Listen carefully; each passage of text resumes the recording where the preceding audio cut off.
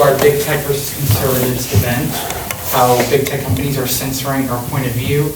I don't know if you all checked Twitter today, but Jim Jordan came out with a whole bombshell report that big academia, big tech, and big government have been spying on conservatives since 2020. So again, it's a very salient issue. Of course, Congress is facing it with the weaponization of the federal government committee, and as well in our different respective realms, and we're facing with that censorship. So please welcome tonight's speakers, and I hope you all learn a lot about the big companies that we rely on every day to get our information, that we use every day, and how they are working against us. Thank you. And thank you, gentlemen, for being here.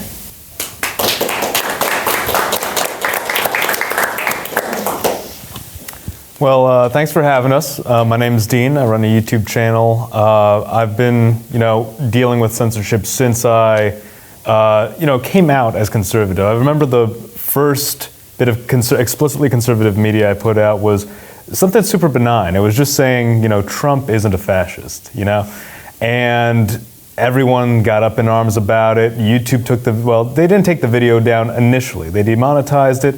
Then a few weeks later, it was gone. But yeah, it's definitely difficult being a conservative in the online sphere, especially when it seems like everything is run by the opposition. But that's enough of me. I'll introduce my buddy here, Franco, or let him introduce himself. Hey, my name is Franco. I'm a Catholic commentator on social media. I tend to do a lot of stuff with, obviously, religion. I also tend to do stuff with politics on the side. I just like to incorporate, when you talk about religion, you're going to incorporate a lot of politics in that, essentially, because they're just very intertwined. But yeah, I do that. I also do music on the side. If you might have heard of my music, maybe. I'm not like Drake or anything, but I do music on the side. So yeah, that's me. My name is Jake Denton. I work in the Tech Center at the Heritage Foundation. Prior to my time there, I worked at a private consultancy where I worked with censored organizations, political candidates, helping them get feed placement, so pretty familiar with this issue. And my day job now is writing the policy to fix it. So yeah, how do you want us to dive into this? Is there a preferred format? Speech? Yeah, let's do that, and then we can open it up to Q&A. Just give me broad about what you've done, what got you into how you got censored, and what problems you see, and how conservatives can address it. Oh gosh, it was an interesting situation. So starting off, again, I'm maybe 2 years into doing YouTube work, and I'm just doing casual history stuff. I'm not trying to be explicitly political, but I see there's a lot of talk about Trump being a fascist, and I say, look, I just want to voice my stance on this, and also just talk about the facts as well, simply why he isn't. That got people up in arms. More importantly, at first, was YouTube got up in arms. I had videos being demonetized. There was a long string of time when just about every video I put out, regardless of the subject, just was not monetized whatsoever. I couldn't make a profit off of the work I was putting into this, despite everything prior having been just fine. And eventually, this sort of hit a climax when I was outright banned in Europe. Several European countries would not show my content. I had fans sending me screenshots saying, I was trying to watch your videos, but it's banned in my country. Once again, it's benign stuff. It was just arbitrarily, my content is banned. One of the videos, for example, is, what if every continent was just a country, and that got banned in several European countries for some reason? I speak to YouTube about this. I reach out to them. This is a problem. And I just say, look, why is this going on? For 9 months, they give me the runaround. They're like, oh, well, we'll keep looking into this. We'll keep looking into this. Eventually, I finally have a discussion with somebody, and they say, well, look, some of what you said in the past is controversial. And at the time, they didn't have this policy, but now they have a policy where it's not just what you put on your channel or what is in one video in particular, but if they think that your personality or some things you've said off of YouTube are not appropriate or not advertiser-friendly is the term they will use, they've reserved the right to demonetize you, hide your stuff, whatever it might be. They said, so long as you don't get too much into politics in your newer videos, you'll be fine. And for a while, things were okay. Then came the second problem, which was the community. A lot of left-wingers, primarily on Reddit and Discord, who were organizing against my content, And they were mass flagging videos. They were spreading all sorts of disinformation about me. And it got to the point where it's like, no matter what I do, they're just going to keep talking and talking and talking about me, and they're going to try to ruin my reputation. They're going to try to slander me as this, that, and the other. And it was difficult, but eventually it got to the point of they've been regurgitating the same things for 3 or so years by this point, and anyone who watches my stuff, they're like, this guy's pretty reasonable. The guy's pretty unbiased in the work he does. So for me, the big thing has been just maintaining, that good PR, that good relationship with my audience, and just being very transparent about, like, look, the stuff you're hearing about me, it's blown out of proportion. It is just angry people who don't know me. And sometimes that gets to you when you feel like there's people all over the internet who think poorly of you for one thing or the other. Sometimes, that can get at you. But at the end of the day, these people don't know you. What matters are the people who you do know, those people who you do build that connection with. And overall, it's a very difficult situation because, the truth is a lot of the media is owned by the opposition. Like, if you want to talk about one of the big victories we had, it was when Elon Musk bought Twitter, but then Elon Musk isn't even like a proper conservative. He's just sort of a libertarian, really. And yet you have the left-wingers who will say, well, Elon Musk is an outright fascist or whatever it might be. So it can be disheartening sometimes when you realize that when it comes to social media, you're very much playing by your enemy's rules. And if they think, for whatever arbitrary reason it might be, they no longer want you on the platform, your stuff might just disappear one day. And I guess that's where I'll close that speech there.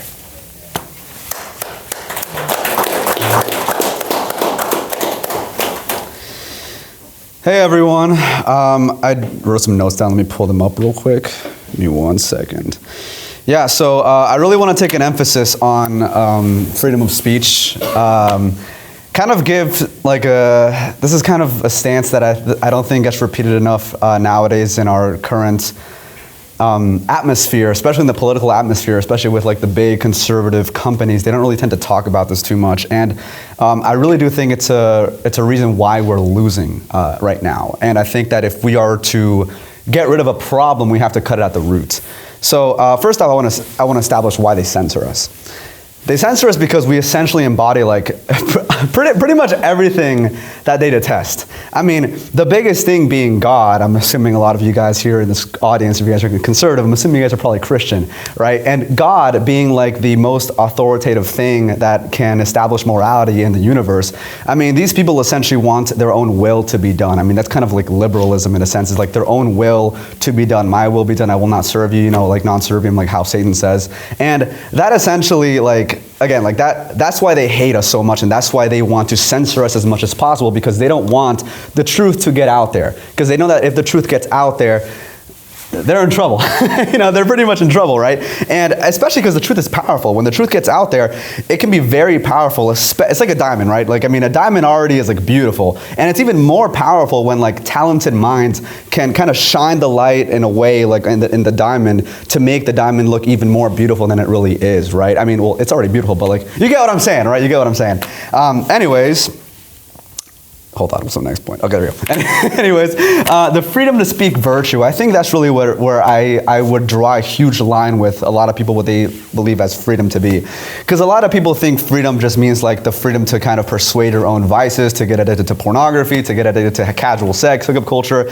I don't think that's freedom. I think that's just vice, just being a slave to your own vices, to your own sinful desires, to your own imperfect desires that have really brought down upon our country this really sexually degenerate society, which is just going to logically domino over to a bunch of degeneracies in economy and regulation of government, pretty much everything. I think sex is really a huge crux of the entire issue. So yeah, when we talk about freedom, I really do believe in the freedom to do virtue rather than the freedom to do what is wrong. So, based on that premise, I do want you guys to kind of think a little bit right now. This might be a little, I'm going to try to this is treading with thin water here, thin ice. But I'm just going to ask you guys, do you guys believe I raise of hands, like, do you guys think that the average person is a sheep? Raise your hands. Okay, fair enough. I mean, this is true, because like I think it's fair to say that the average person, you know, like they maybe they have great intentions, right? Maybe they have good intentions. Maybe they generally do want to get to the truth, right? And I think that's like really good. I think we want to enable that, but the more and more I see it, I mean, I come from a background of like, I'm not like, when I say I'm in a middle class family, like that's very like, I say that very carefully because I think that sometimes I've always thought that maybe I'm like kind of low class maybe, but I was raised in a not very well off family. And when I see my day-to-day life back when I was younger and I saw like the people that I interacted with, especially with a lot of people in the Hispanic community, I look at these people and I'm like, and this isn't just in the Hispanic community, this isn't like in every other community. I look at like people around me and I'm like, these people are really busy. Like even if they had the free time, like the people that I know that have a lot of free time, they're using it to play video games, they're using it to do whatever like entertainment they want. And the people that don't have that free time, they're busy like making a living, trying to hold for their family. And I think of that and I'm like, if they had the possibility to find the truth or research the truth, especially with nowadays with like the wideness of internet, would they even be able to do that because of how busy they are? Like they have responsibilities, they have to take care of their families, they have to go to work. So a lot of people work like more than one job. Like is it really like realistic to expect these people to just like, oh, well, we just need to promote the truth and they'll find it, right? Because it's like, and not even that, but bias is real. Like people have emotional traumas. They have emotional biases to a lot of life experiences. A lot of life experiences are ingrained into people. I also come from a background of an alcoholic family, a lot of alcohol abuse in my family, and I see that a lot of people have a huge, especially with addiction, they have huge biases to that. And I mean, I already named pornography addiction earlier when I was talking. I mean, that's one thing, right? People are gonna like definitely want to defend that. I mean, that's just like the surface level of like all the sort of emotional biases people can have. So even if people have the time to research what is truth, to try to find it, how do we even know that they'll be able to kind of be objective about it and not fall to their emotional biases into it? Like that's so many things that you have to rely upon for people to get to the truth that it just kind of makes you think like, is this kind of a utopia that we're looking for? Because I mean, when I look at like communism, I'm like, yeah, that's dumb because communism is expecting people to never be selfish. Well, I mean, couldn't you apply that to the same principles of like, well, letting everybody just be free to pursue what they want and like we'll just cross our fingers that they'll get to the right thing? It's like, no, I believe that there have to be leaders to help guide that. And I mean, yeah, again, like, you know, I don't think people have the time to read Marx, Aristotle, the Bible. Like they are very much like loaded up on time. They have their own emotional biases. It's very unrealistic in like the way I see it. Like I just think this utopia is very unreasonable. And one thing that I learned in sales, I used to be in sales. You guys could probably tell I used to be in sales. But anyways, in sales, this is one thing I learned. This is kind of dirty, I'm not going to lie. If you looked at, I mean, you guys might have seen, who's seen Wolf of Wall Street? Raise your hands. Who's seen Wolf of Wall Street? Sort of, so okay. So a good amount of you. As you guys can see, like, I don't know if you guys have seen Jordan Belfort on The Breakfast Club, and he talks about like the use of sales, right? He talks about it like a gun.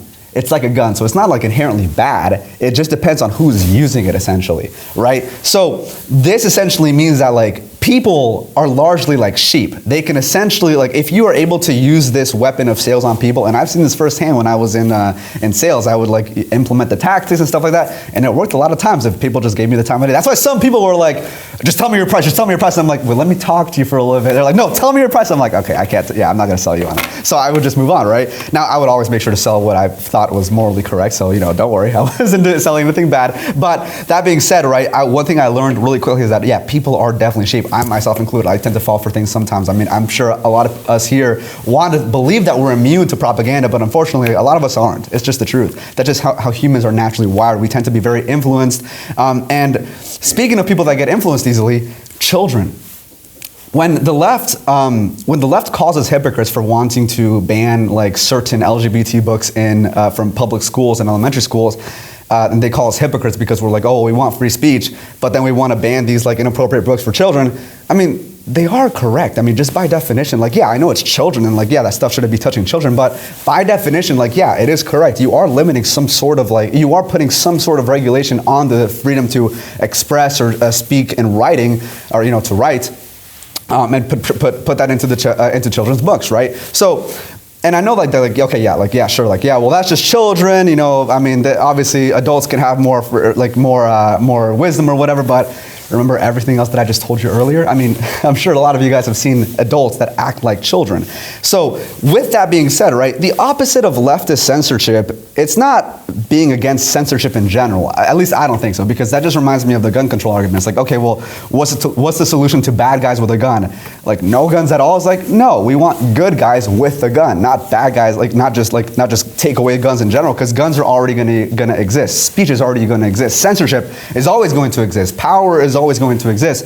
So I don't think the issue here is trying to minimize power into like some utopia where like power is like totally limited. I think that we have to take advantage and use power, use censorship to be able to censor what is wrong. I mean, do we really think that like the answer to an earlier stage of liberalism, like that brought us here in the first place, is really allowing anyone to say like anything? To get genital castration for abortion, you know, like influence women to like kill their own babies, communism, the ideology that has like murdered so many people, more than Nazis throughout history. Like, do we really think that this is like the solution, going to an earlier stage of liberalism to solve this even worse state of liberalism? I personally don't think so. And yeah, like free speech in general, like, I mean, I'm sure we all believe in the freedom to like speak virtue and to like let that shine. That's what I believe freedom of speech with. That's how I believe it should be used. But I don't think that this utopia of just absolute freedom, or just completely, like, you just can just say whatever you want, any degeneracies you want, influence as many people as you want. I think that there has to be certain restrictions, not completely absolute like some anarchy. This utopia, I believe, is very unreasonable. And like I said before, leaders are meant to lead. I think that the issue with bad leaders is, I think that the solution to bad leaders is not just leadership being wrong in general. I think the solution to bad leaders is good leaders and putting those good leaders in power. And to wrap this up, yeah, free speech, I believe in free speech to freely speak virtue. All other speech does enslave people to vice.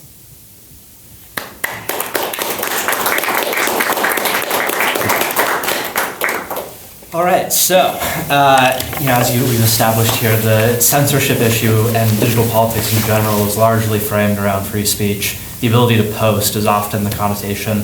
But I think it goes a lot deeper than that. And you've seen that with the purchase of X and the new CEO coming out with this freedom of speech but not freedom of reach plan. And it shows that, you know, the ability to post is only half of the equation. And in many ways, it's a cosmetic feature of social media use. It's not actually necessarily the biggest impact of the platform. Just because you can post does not mean you're actually reaching anyone, doesn't mean your message is even consumable. You post and it makes you feel good because you can see that it stayed up, you didn't get censored. But at the end of the day, nothing came of that. You didn't actually speak. You were just kind of talking to yourself.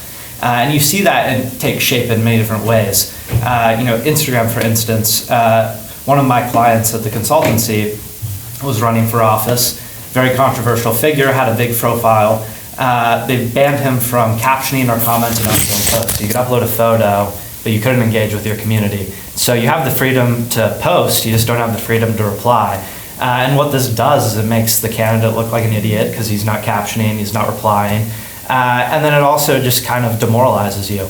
And it traps you in that little box. You can talk to yourself, but you can't really ever get out of that box.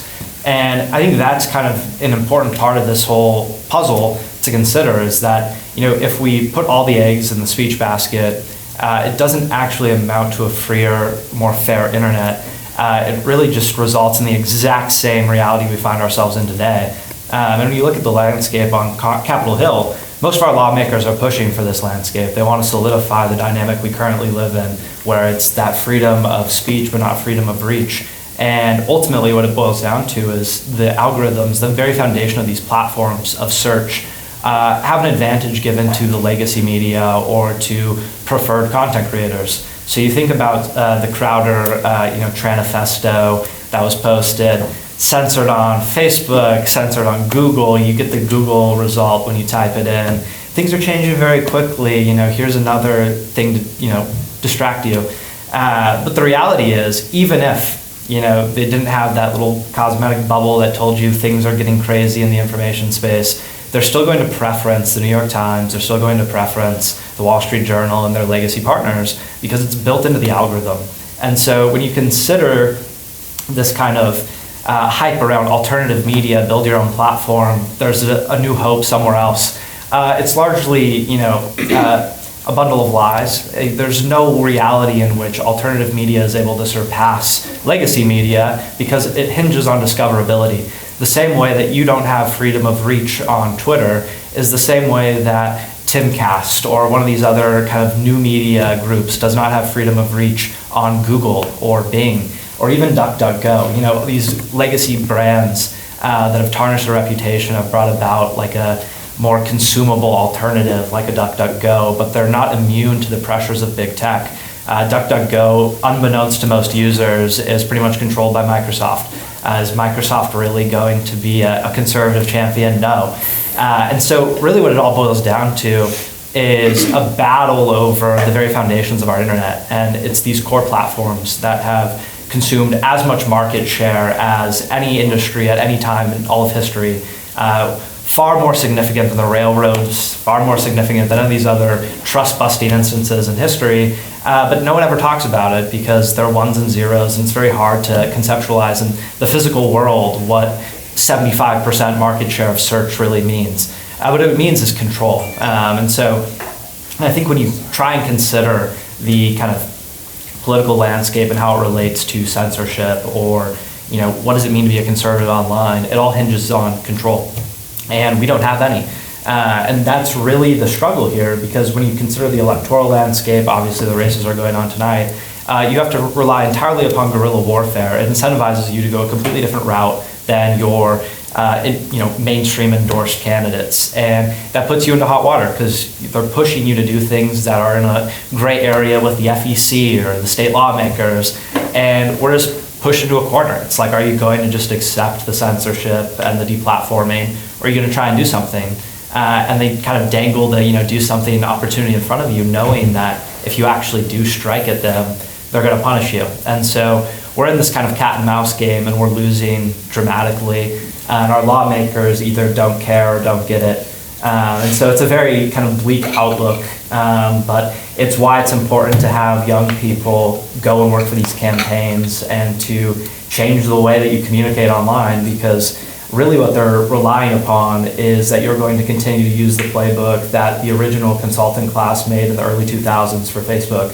I've sat in all sorts of campaign meetings where household name consultants put a slideshow on the screen, and it's the original Facebook UI that hasn't looked that way since 2010, and we still end up giving a $100,000 check to the consultant.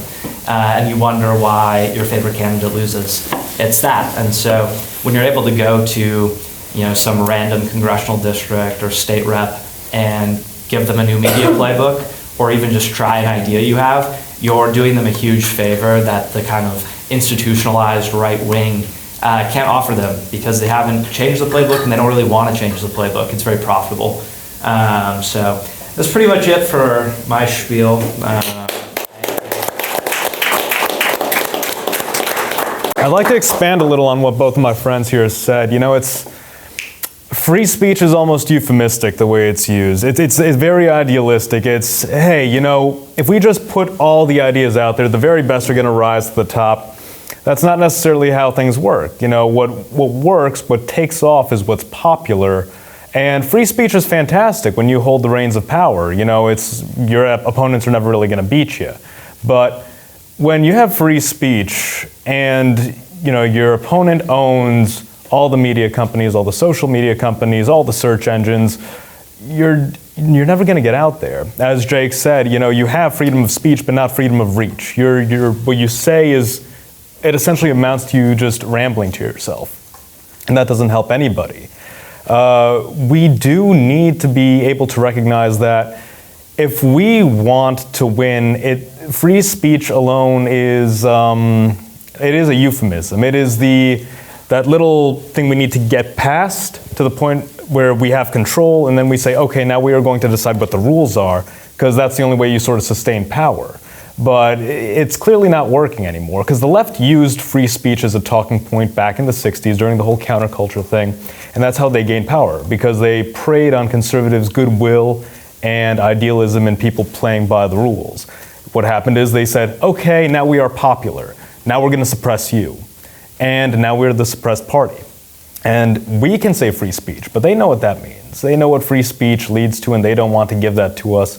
So it's a matter of power rather than of expecting people to play by the rules, because our opponents clearly are not. Real quick before we move on, that's one thing that I wanted to piggyback on, actually. I totally forgot to mention that, is I totally understand like the worry that, well, if we take power, what if they take power, and then what if they take that power and use that against us? I totally understand that, and like, you know, I sympathize with that, because, you know, I've seen how usually before, right, there's been people that kind of hijack good movements and stuff like that. And what I really pretty much found out is that I think that it is really in the best interest of the left to kind of keep feeding that worry. The reason being is because while the left is telling us, well, you know, you shouldn't try to take power, because if you take power, then we'll just use that power against you in the future. I can see how like they can use that to really like neuter us while they're taking more and more power, because they're already using the power against us. That's what they're already doing. They're already using that power that we're so worried about taking against us. And then they give us this fear to just solidify our I don't know how to say it, to just kind of completely neuter us, completely complacency, complacency essentially, to not take any of that power. And so they can be like, okay, well, we're going to be safe here, and I'm going to give you the like illusion that you do still have the power to take back power, because I'm just going to let you keep your guns, but while, you know, I'm still having your kids castrate themselves, and, you know, now I'm putting in drag queen story hour into the schools, right? But you still have your guns, so technically you still have freedom. Like, it gives you that illusion of freedom, and conservatives the conservatives won't apply that same force to them, because they just, well, if we start dictating morality, all of a sudden, like, okay, now they're going to use that morality against us. Like, again, I can keep cycling back. Well, they're already using it against us. So what do? Either we have a backbone in what we believe and what we know to be true as what God has instilled in morality through Christianity. I'm Catholic, so I'm going to have to say that. Or we can be like, well, there is no such thing as objective morality. I mean, it's just really anybody, so we might as well just not even give it a try. I think we should give it a try. I think we should. I think we can have confidence in what God has revealed, because that's humility, not in relying on what you can rationally think of what is morality, but what you can rationally see of what God has divinely revealed, and that in itself is perfect. Not what you can think of, but what He has revealed. That is what's perfect.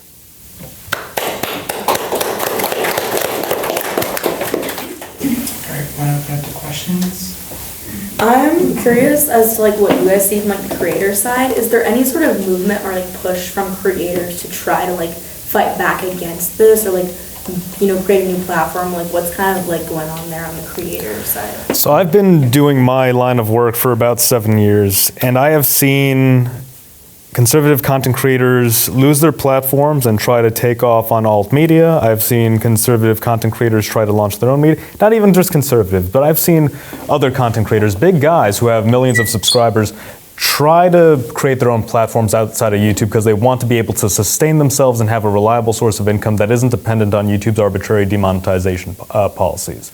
I have not seen a successful one yet. What I have seen is a consolidation of almost like a swamp, almost, of content creators, where you have the legacy guys come together, they work together, and they will blacklist people who they say, yeah, don't work with that guy. He's got this controversial view. If you work with him, people are gonna associate you with this, that, and the other. What conservative content creators would need is greater cooperation between each other. They don't need a new platform. They don't need some type of media organization. They just need to be friends with each other, have each other's backs, and work with each other well. And then they would have at least some defense. That's something they really don't have. You look for conservative content creators on YouTube primarily, most of them don't know each other. Most of them don't talk to each other. They're all just sort of scattered. The ones who know each other are the ones who all got deplatformed and tried to do something back in the day, but where are they now? Like, most of them, you probably can't even remember their names.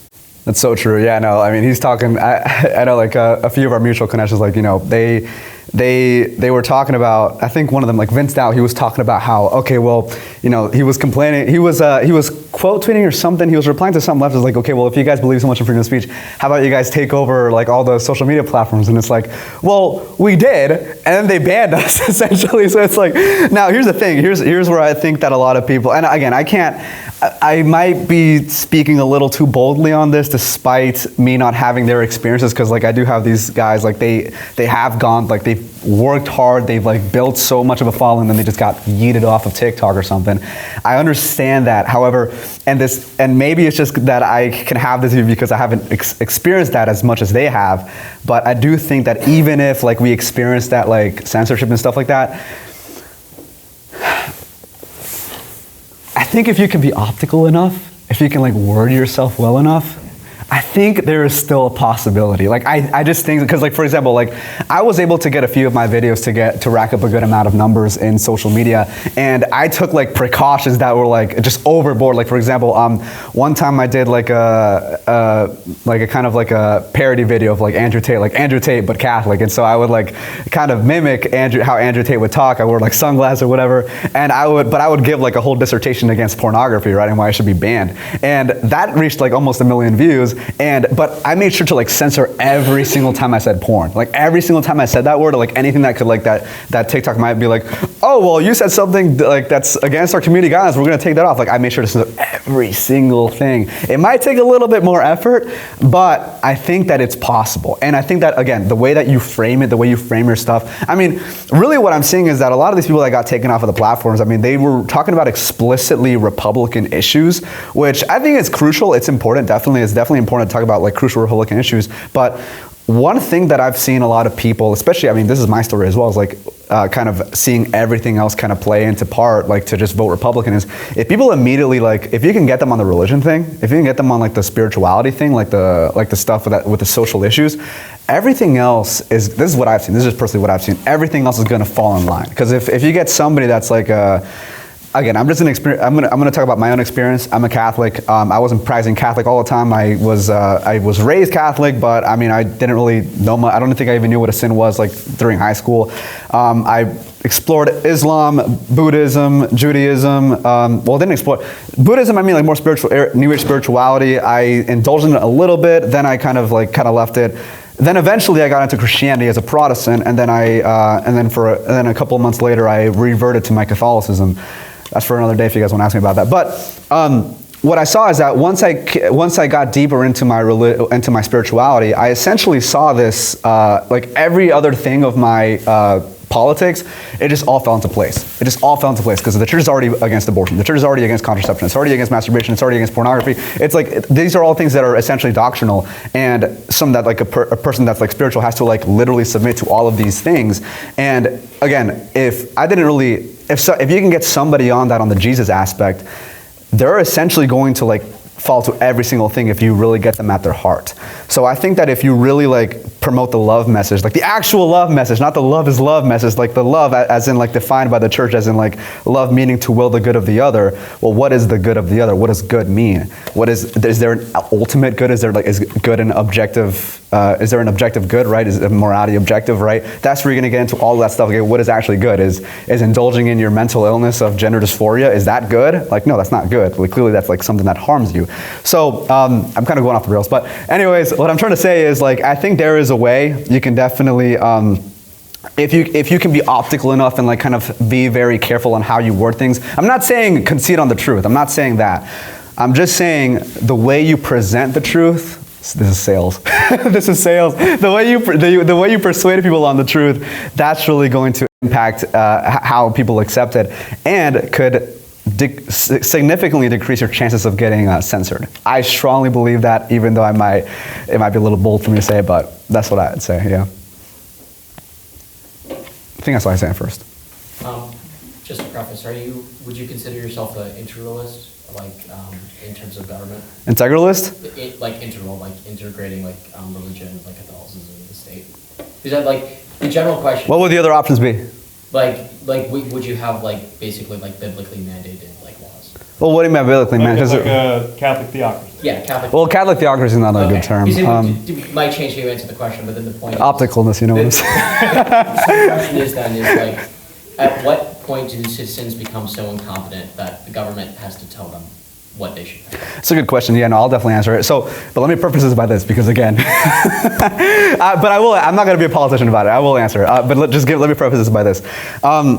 What I've seen with like the separate of church and state is really the fact that like when the liberal ideology kind of says, you know, when you separate church and state, it's like, okay, well, we don't have like an actual, okay, well, it's a wonderful idea to have no religion in the government, right? But then it's like, well, people still believe stuff. I mean, they still have beliefs on certain things. I mean, people are still going to have an opinion on abortion, whether you are religious or not. And it's either going to be, are you cool with murdering babies, or are you cool with not murdering babies? And do you think we should do something to not murder babies, right? So either way, people are still going to have a belief on something, even if they're not religious. So when you have an atheistic government, or secular government, which the logical conclusion that is an atheist government, that essentially introduces the logic of like, okay, well, we're just going to have a subjective line of beliefs, and it's just the absolute sovereignty of the masses' will at the polls, completely separated from the will of God. So it's like, okay, well, we're seeing how that's turning out right now with our democracy. But like in the world we live in right now, where at least it is not a like, you know, very specifically like a Catholic state or whatever. Right, for sure. Right. So as a state that is not a Catholic state, where does the role of the government, and again, this is to everyone, but like come in and like just generally saying this is what should be tolerated? Like, for example, maybe we shouldn't have books you know, available for education. Right. So yeah, sorry. So let me actually. So with that, the role of the government, yeah, it should be to compel morality. That's what it already does. That's what it's been doing. Don't kill, don't steal, all that stuff, right? I mean, that's the basic stuff. But again, like, government essentially will compel morality to a huge extent. I mean, that's how you base off business ethics and all that stuff, right? There is something that they always go back to. So yes, it should have certain laws that have to do with a religion. Now, that's why the religion question is so important. It's like, okay, well, which religion is correct, right? The answer to that question is not like, well, we don't know which religion is correct, so let's just do whatever we personally think is correct. It's like, well, then that's the religion of yourself, right? It's like you want to be able to be like, okay, what is the correct religion? And then instill that to the government. That's why it's so important. And I know people think that that's like outdated. It's like, oh, well, we went to like all these battles through religions. Like, yeah, because they're like they're deep questions about reality. It's like literally a claim on what you believe reality to be. That's literally going to influence how you think the government should work. If you don't like, and essentially like, yeah, if you don't believe in any of the mainstream religions, you're essentially going by what you think reality to be, to such a liberalistic sense that you're exalting your own rationality, and you're being like, and then from there, you're deciding what the morals are for that. That's when it's like, okay, well, should I trust your framework of morality, or am I going to trust what has been solidified for 2,000 years? That's really where the question is going to be. And but yeah, I mean, to answer your question again, like, yeah, government should be religious. Even from a historic standpoint, there's a complexity to this. You know, the concept of separation of church and state, as introduced by Jefferson, had its basis in you know, the sort of the emerging religious background of what was the South at the time, which wasn't high church like the North was, which was based in Anglicanism. It was very much low church and had a strong basis in personal responsibility, to the point that it made sense for someone to say, well, look, the government shouldn't dictate to us because we're moral people. But I think if you look at the state of morality in America, I think it's easy to argue that morality has fallen very far if you just leave people to make arbitrary decisions on like, well, this is what I think is right, and then this guy says, well, that's what I think is right, especially now that the country's become very, very divided in terms of where it stands on morality. And not just that morality has degenerated in general, but morality has diversified into all sorts of different perspectives. I speak on, you know, federalism and how that could possibly help solve this problem, because there's different parts of the country that have different dominant denominations and whatnot, and different foundations for different types of morality. But you know, what Jefferson introduced into the country was something that isn't really applicable to the state of the country right now. And it wasn't applicable to the country when it was founded either. It was applicable to the country for a period of 1800 to about 1860, and then the state of things really changed. Did that answer your question? Well, I guess I'm wondering, is the ultimate conclusion then I can have free speech for me, but not for thee? For me, for not for thee? Well, yeah, so like if I'm... It depends. I mean, you can't like yell fire in a crowded theater. Like, that's already instilled in law. Like, there are things that you shouldn't say in public that can harm people, essentially. And like, I know that's like, well, doesn't the left also do this? Like, yeah, but they have the wrong morality. That's why we're saying, like, that's the whole thing. Like, there's a good and evil. I get free speech if I'm right. Yes. I'd also ask, what do you mean by, you know, free speech for me but not for thee? You like elaborate on that a little bit. Well, So, like, I mean, I'll say this, like, I'm a Catholic, right? I largely believe in Catholic moral views. I think, Based. like, I would even think, like, it's completely legitimate to, like, argue to have legislation that you might base off your own morality, so long as you can convince most people in America that that is a good thing, right? But if you effectively enable a country where we say, I can have, like, the law not only is something that, like, guides people, but becomes, like a direct force of morality. Let me clarify something. So when I mean like regulations on free speech, I'm not meaning like totally like, okay, like I'm not gonna go, well, as of now, I'm not gonna go as far to be like, okay, you can't say like things in private or whatever. But what I'll definitely say is like, if you have like somebody like Lizzo talking about abortion and like being fat or whatever, it's like, yeah, definitely censor her. Like I don't want her to promote like degeneracy into society. If you had, just say hypothetically you had the votes, would you just like ban all Democratic talking? Those are so gay, but yeah, sure. But yeah, if I had the votes, if I was democratically elected president of America, I definitely would instill some regulations into like, yeah, you cannot drop Hollywood movies that glorify abortion or casual hookup culture. You can't, if you drop a movie that can influence people to do that stuff, and like especially young minds to do that, because some parents are just irresponsible, unfortunately, then yeah, we want to be able to get that harm away from our citizens, because I do think the government should serve its people. So again, I'm not gonna go all the way to be like, micromanaging everything the citizens do, but at the very least, get all the stuff that's like highly influencing mass amounts of people, get that out of there. Like I do think that. That's all I say before you. Hi. So we've heard, I want to kind of apply that discussion a little bit to the specific public policy aspects. So with the bombshell that was just released by Representative Jordan, we've seen that it isn't just a corporate power thing, that's a big part of it, but it is also an issue of executive power. Now we've heard the arguments today that, there's some good uses potentially of censorship aspects in the name of conservative causes. How do we strike a balance between, tamping down on conservative power, tamping down on corporate power, abusing our free speech, while also making sure that executive power, again, isn't used back against us if the pendulum swings the other way eventually? How do we strike that? You want? Sure, yeah. I mean, you're the expert on it. So I think the important part is to not view them as two separate entities. They're one unified body, and it's really easy to view them as two separate entities because it's like the power centers in Washington D.C. and then Silicon Valley. But when you look at the core talent, the people that are making the decisions across both, it's that revolving door that everyone talks about. The same government affairs representative that's writing the piece of legislation that regulates the company was previously employed at CISA or DHS or the Obama Foundation, and they just reemerge a year after power at Google or Amazon, and suddenly they're writing the legislation to regulate themselves. And so we're trying to figure out, how do we untangle them? Well, it's at a personnel level, and it doesn't matter what happens, they still find themselves back in the building. It doesn't matter who's in power, they're always back right next to where the action is happening, making sure that it goes their way. And so even if you smash Silicon Valley with a hammer, that same kind of interest just reemerges in DC. It's a cancer. And so at the end of the day, it's going to take a lot more than simply squashing corporate power or limiting the role of government in censorship, because they're intertwined. That government entity that would have made that call to Google to censor, if they're not allowed to do that legally anymore, those employees will just quit and they'll go work at Google and censor anyways. And if you prohibit Google's ability to censor, then it just keeps evolving, right? They're always going to find a way to do it. And so there isn't like a perfect answer. There is no proper balance. It really hinges on taking power back and then restructuring this from the ground up, because ultimately what you're looking at is a cluttered information environment, right? It's not just Twitter, it's not just Facebook, everything is interwoven together, and it's like a single point of failure.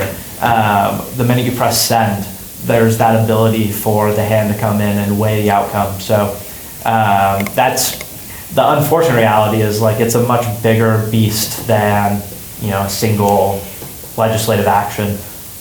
May I ask a follow-up? Yeah. So that's interesting how you describe it. Across the Atlantic, former special advisor to PM Boris Johnson, Dominic Cummings, described kind of a similar like blob of companies and universities and media institutions and government institutions all kind of colluding in order to further one specific agenda. Of course, Dominic Cummings was thrown out of government because he tried to fight the blob.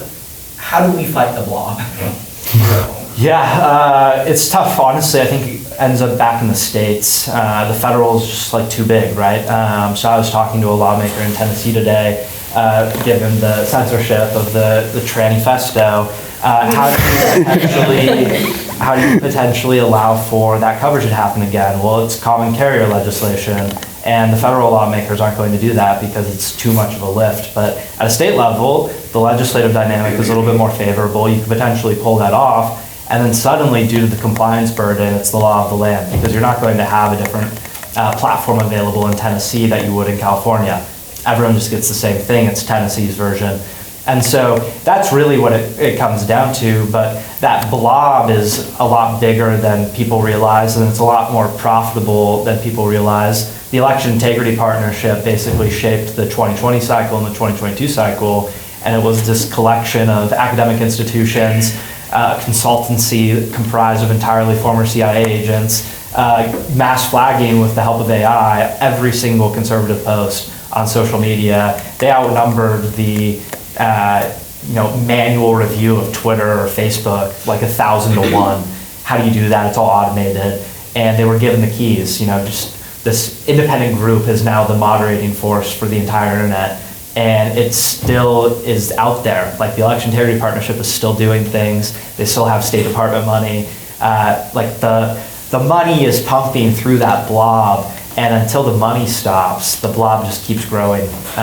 So you got to go to the states and cut off the veins of those money flows, and then hopefully by the time someone gets into office, we can stop the federal grant money. But it's a lot bigger blob than I think even that dynamic really captures. Real quick before we move on to the next question, just really quickly, I'm assuming that a lot of you guys want to know like what you can do in like your immediate area to kind of help take back this power.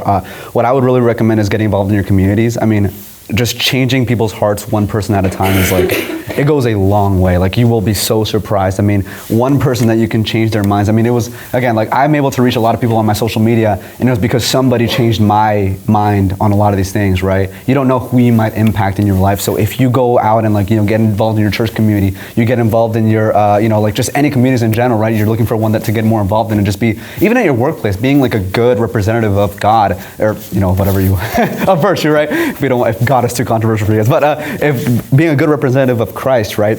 That is really how you're going to be able to like get to people's hearts and like kind of show them that like, listen, I'm not trying to take away women's rights. I genuinely care about people. I genuinely want to do good by my nation and help my fellow neighbor. And that is going to take guts and backbone into policy, right? That is why I care. I care about my people. That's why I genuinely want to do these things and take back power. It's not because of some selfish, greedy purpose. It's because I genuinely think that like, I want to help people, right?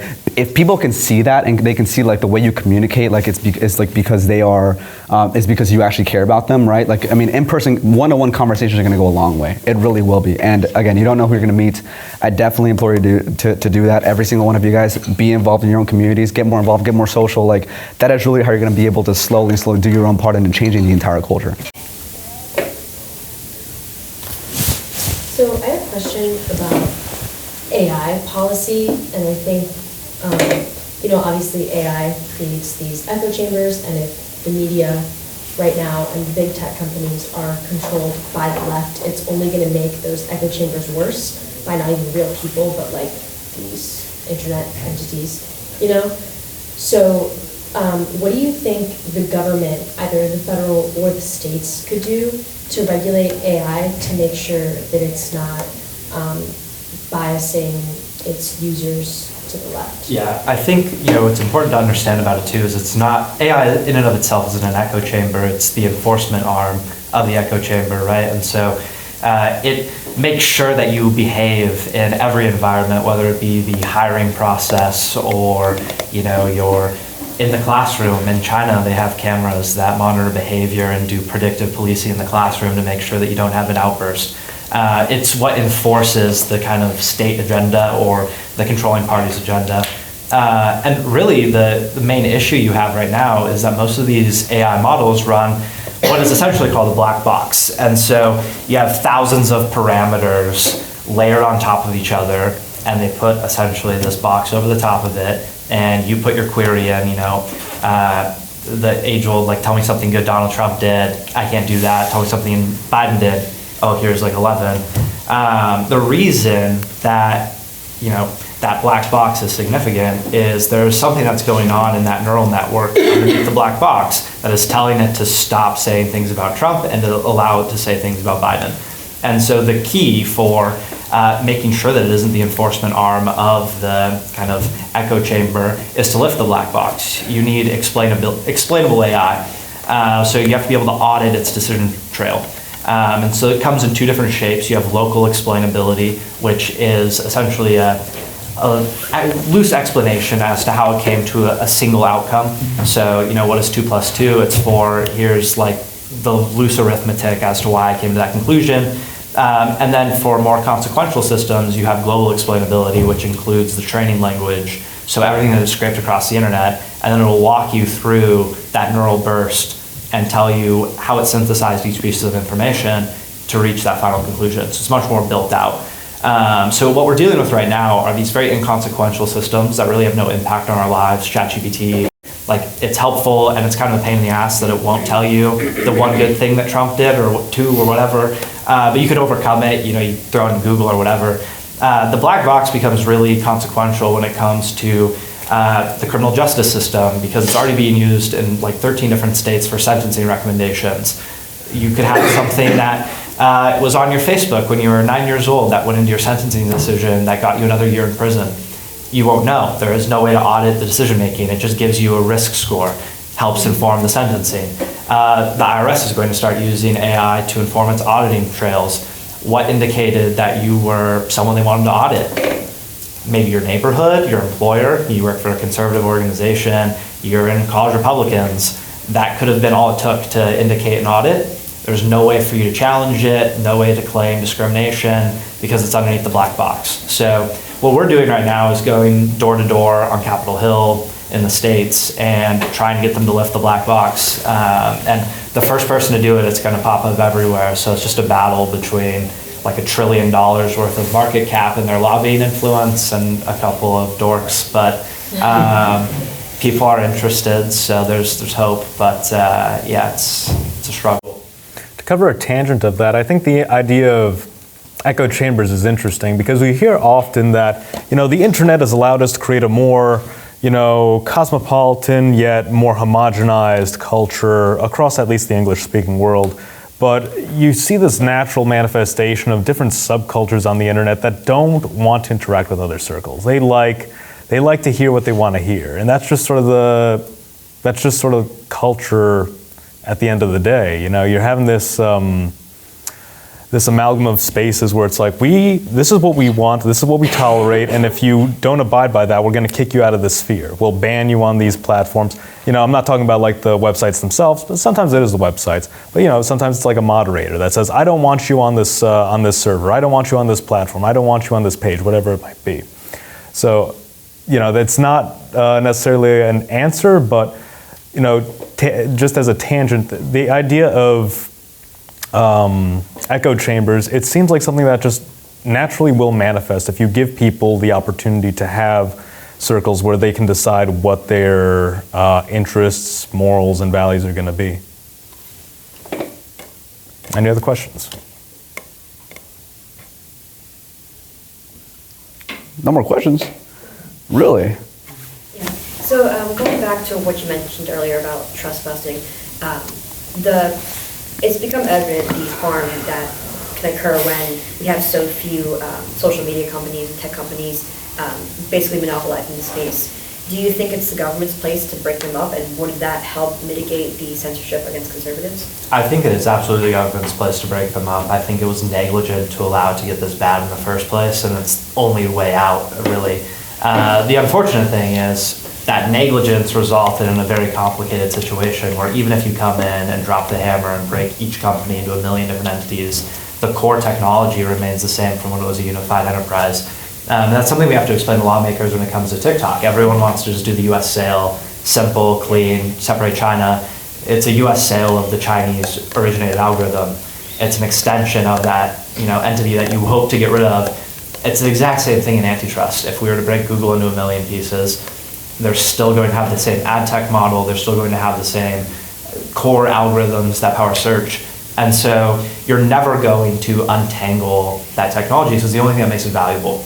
And so really what you have to hope is that when you break these companies into a million pieces, those alternative platforms finally have a chance at viability. The ones that were built on the actual core tenets of the internet before it was co-opted and taken over by big tech, freedom, kind of anonymity, which is like barely alive anymore, right? So like those types of core pillars of the internet are critical, but you're never going to get that if it's just antitrust. It has to be antitrust and, a reconstruction.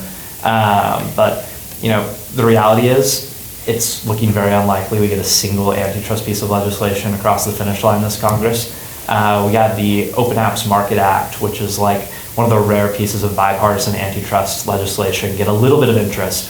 All that does is let you have an alternative app store on your iPhone rather than Apple's monopoly over the flow. I mean, to make an analogy, it's almost like, to make an analogy to the to trust busting, like a factory. It's not the ownership that's bad. It's like the machines of the factory itself. It's the machines of the business. They have to be totally rebuilt. Yeah, because they were built on the same, corrupt foundation that the business was built upon. But to close out the App Store thing, that bill had bipartisan support. Everyone loved it. But, Chuck Schumer's daughter works for big tech, and this other senator's daughter works for big tech, and then their cousin works. It's like you can't overcome that, leadership wall where all of them, the blob. So it's a freaking nightmare. And the only way that it ends up ever happening is through an omnibus bill, which is a travesty because you don't want omnibus legislation. It's a nightmare. But that's the only way it ever squeezes in. It's usually amended to a core of or a shell of its former self. Never really carries the full weight. So you really just have to hope that, the next administration takes it upon themselves to drop that hammer in their own power, but we'll have to wait and see. Build back better. Yeah, something like that. Any other questions? I have a quick question for you, Jake, about like AI. I don't know if you've probably heard, I think it was on Tucker, or when Elon Musk did an interview with Tucker, and he said he helped create one of the first AI basically sort of things, and he already thinks it's gone too far without any regulation, and it's Congress is basically going to be trying to catch up, and then it's going to be too late. What's your thoughts on that? And do you think there is any chance of hope to mitigate how far AI is going? Yeah, so Elon was one of the initial funders of OpenAI, which was at the time a nonprofit organization that was built on essentially an open source model. It's kind of for the betterment of society, we're going to develop this AI that everyone's going to be able to build upon.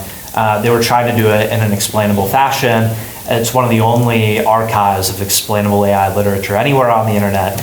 And then they basically hit this point of sophistication of the model where they were like, we should probably just stop being a nonprofit, become a for-profit company. And they took all of that seed money that Elon gave them and they restructured the organization to be a for-profit entity. They closed off to the public all of the code, and it just ran wild under that black box model. And the initial kind of concern was that they were training the model on trademarked and copyrighted information, and so people were really losing out in an intellectual property manner.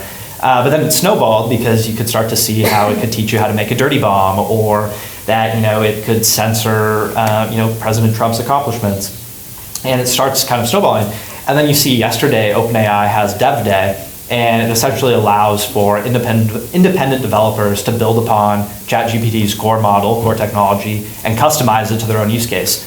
And so now what you have is the elimination of literally every single startup that was trying to challenge OpenAI in a single day, gone. Every single use case where it was we're going to do ChatGPT, but for a veterinarian, gone, because you can just build on ChatGPT, it's way better. So every single startup that was we're going to do what OpenAI does, but in a more transparent, fair fashion, is now out of business. Billions of VC dollars gone overnight. And it was one single guy who was we're just going to make sure that no one can compete with us. And so when you ask, have we hit this point where AI has grown out of control? it's probably more of a question of how we allowed a single company to grow out of control. And we're in the very earliest days of artificial intelligence. It's not even like the end of the first inning, and this company has completely run away with it. You have Anthropic on the sideline looking in, being given billions of dollars by Google, and they're not even remotely challenging OpenAI's market share. So I think when you consider that Elon question of has it gotten too big, the answer is like absolutely yes, but it's not because the technology is so powerful. It's because a single organization, a single company has all of the power behind the single technology, right? Like they get to decide what queries are allowed to have an actual answer, which ones aren't. And they've eliminated all the competition before the game even started. So yeah, I mean, that core kind of antitrust question is instantly applicable in a very new emerging market, which should be really concerning for not only consumers, but lawmakers, because we haven't figured out how to do social media, and now we're having to deal with artificial intelligence. It's a freaking nightmare. So it's going to get a lot worse, I think, is probably the answer to that question. I think it's quite unfortunate that both me and you have very, very bleak views on where things are going. I do like that Franco's hopeful, though. His optimism keeps it going. Well, I mean, the reason being is because I always think there's a way. I mean, if you see, maybe you guys, I don't know how many Catholics are in here? I just want to show of hands. How many Catholics are in here? Okay, cool. There's a half hand in here. Okay, cool. Well, you're confused. Okay, well, hopefully not in the closet or anything. But anyways, and if you are, we still love you. We still love you. We still love you if you are. Anyways, we've heard. If you look into history, there have been generals that have called upon the Blessed Virgin Mary's intercession for war, and they were able to pull off a victory. Of course, that's not only like in the Catholic experience that you've seen the odds stacked against you and you're still able to win despite the odds.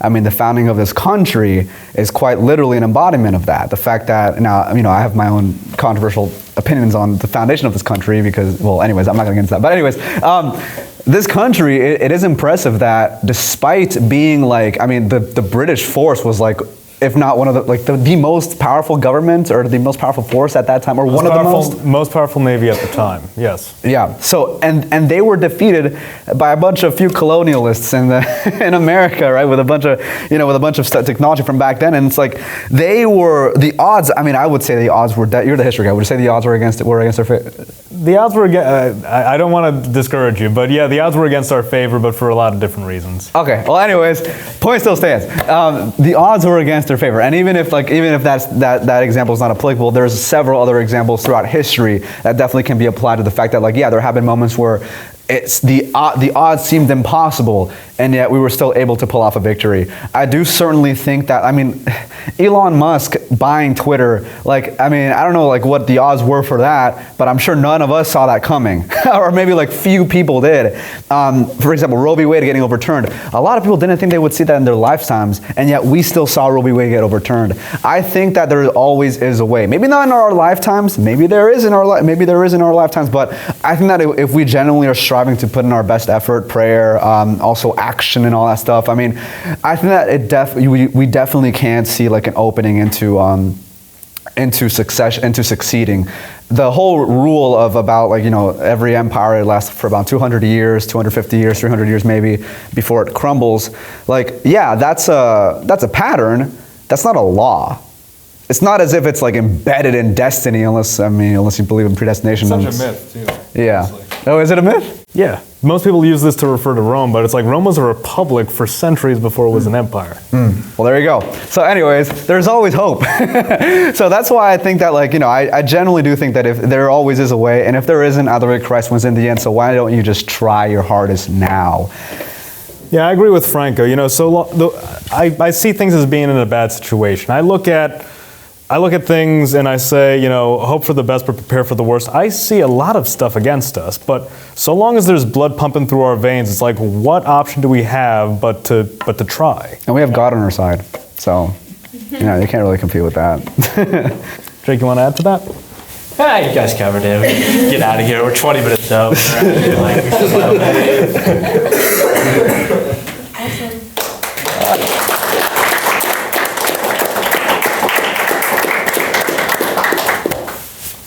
Thank you everyone for coming. We appreciate it. Thank you. thank you again to our three wonderful guests. Thank you, bro. Should we get a group Appreciate you. picture or something? Yeah, of course.